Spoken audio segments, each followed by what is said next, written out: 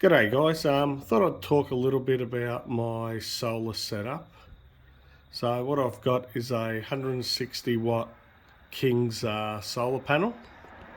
Now you can buy a mounting kit for this, but with the mounting kit it just didn't fit my roof rack, and I didn't want to then go drilling holes in the roof rack to fit it in. So what I ended up doing, should be able to see there, there's like an aluminium rod. There's another one on the other side down that end. And they run from pretty much this side of the solar panel to that side of the solar panel. And then what I've done, should be able to see under here,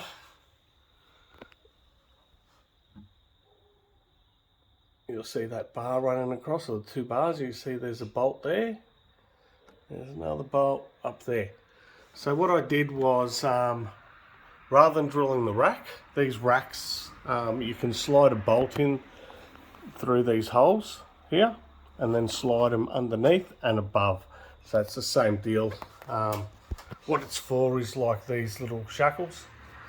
You just undo, you can slide them along, and where the hole is there, you can pull them out and then move them around.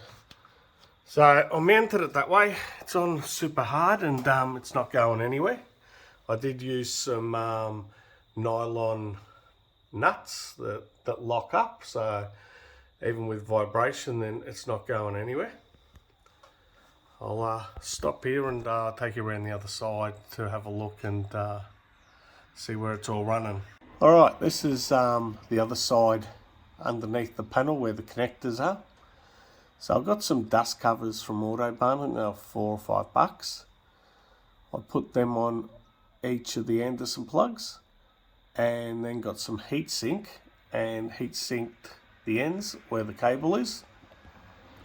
And then I've got some electrical tape in between the two connectors just to make up in between the two covers, and just shrink wrap them. I've got them cable tied.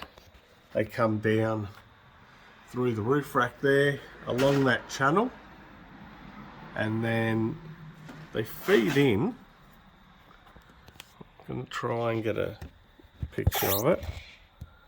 It's going to be tricky, but just in there you'll see there's a cable just here that runs in between the body and the guard, then runs into the engine bay and down to the rubber boot. Comes in under here. Now, one thing I'm going to say, if you've got a Nissan Patrol, do not push that boot out. And I mean, do not push the boot out. What happens if you push the boot out?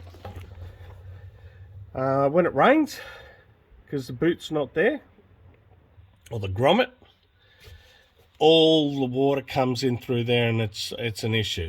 Water will just fill up. It's crazy the amount of water that comes through there. I learnt the hard way when I got this car. They'd pushed the boot out, the grommet, and ran cables through, like about half a dozen cables. So yeah, don't do that. So what I did, you can see there's a red wire there. That's a wire that's just not connected to anything. It's there to tie onto other wires to pull them through that grommet. Then once I pull that second lot of wires through, which will be at a later stage for a DC charger, I'll put some silicone in there and seal it all up. But pretty much the cable runs through there behind that plastic panel underneath. You take this cover off, it just pops off, runs through there, under there, into the back, and then runs under this sort of where the wheel arch is in there. So all in there, all underneath, and then comes out into the back, and I'll show you where it is in the back. So runs into the back there, and into a 20 amp Mppt controller from King's. I know you can get a couple other ones. This one apparently works the best. I know there's a lot of other brands out there as well.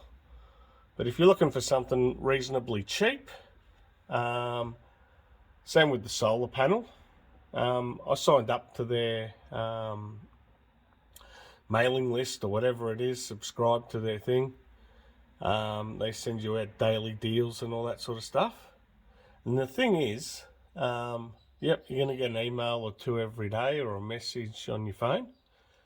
But what it does, if you're actually looking for something and you're in no great rush, you wait until things are reduced to like a price that is even cheaper than their gear is already. I ended up getting the controller and the 4 meters of cable for, I think it was $108. Normally I think it's 4, maybe more, maybe it's 6 meters or something, whatever the cable is. Normally that'd cost you, when it's not on sale, about $190, so about $80 saving there. The panels normally about $150, I think, with the, and then when you add the brackets, about $175. Ended up getting that for $108. So that's pretty much the system. And now what I did was I put this battery box with a 100 amp lithium battery that I've got connected to it now. And once I put it there, I just went, you know, I'm not always going to need the 100 amps, and I'd still like to have a battery in the car. I do a bit of prospecting, so I'd like to have a little battery that I could be just charging all the time, and if I needed to connect it to something to it, then it'll run it, you know, for a day at least, depending just on the power, I suppose, so I'm sucking. So I've got my little 30 amp hour lithium battery that I use for my gold prospecting, and I've just connected a couple of wires and an Anderson plug. So rather than taking up boot space with the big battery box sitting there, with this one, what I did is I made this little, I don't know, rectangular box that's going to go down into here.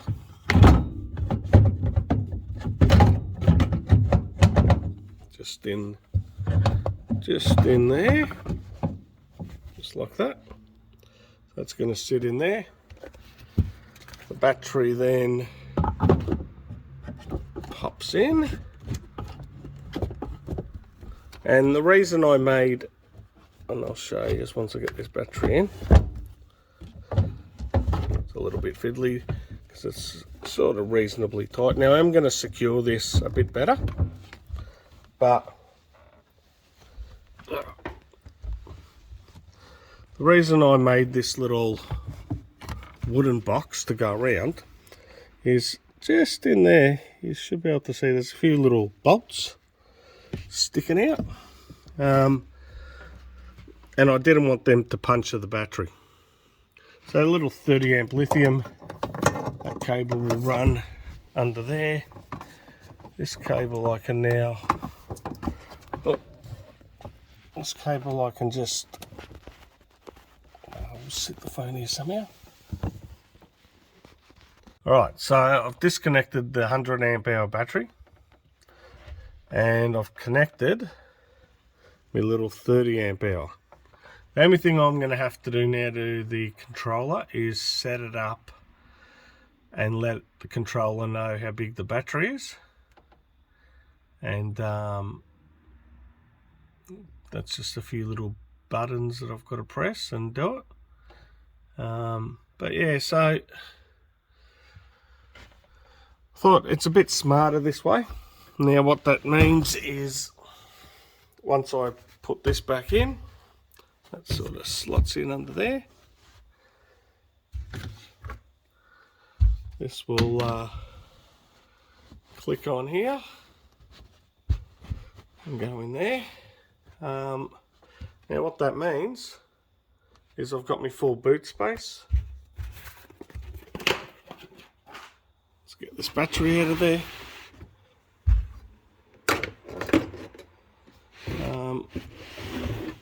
Or the back on top of the drawers. Nice and neat. So a few more things are going to be added to where that bit of timber is there. But I thought this was more logical for daily driving around and all the rest of it. That's a bit better use of the space rather than having the battery box sitting there all the time. Alright, I will leave it there. Yeah, drop some comments and things if you've got a different sort of a setup, or what you're on, or what type of controllers you're using. I've only just started using this thing for the couple of $100 that it's cost me to set this up. The battery obviously I had, so didn't have to worry about that. But for about 220 bucks, I've got a solar set up. The 160 watts going to charge that battery and keep it fully maintained, even if I've pretty much used it. And by the time I drive somewhere for 2 or 3 hours and all the rest of it, and when I go explore and do a bit of prospecting, yeah, that'll charge up again, and then it'll be fully charged, and yeah, it'll be all ready to go. All right, till the next time, I'll see you all later.